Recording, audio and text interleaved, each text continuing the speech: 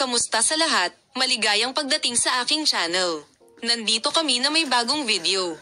Ipinakita namin sa iyo ang isang kapana-panabik na sandali na nagtatampok kay Yagmur Yoxel at Boris Bakhtas.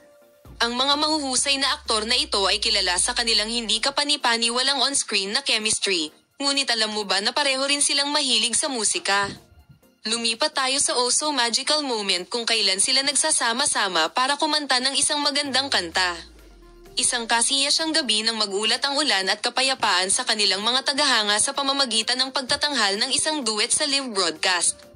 Nakuryente ang atmosphere nang umakyat sila sa stage.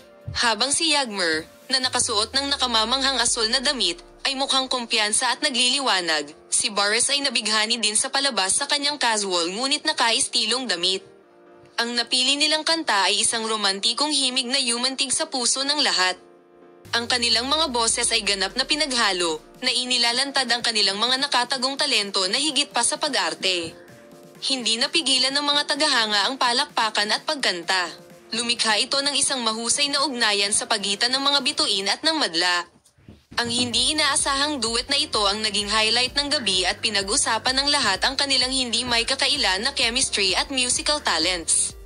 Malinaw na ang ulan at kapayapaan ay patuloy na nagtatag sa atin ng kanilang versatility at appeal.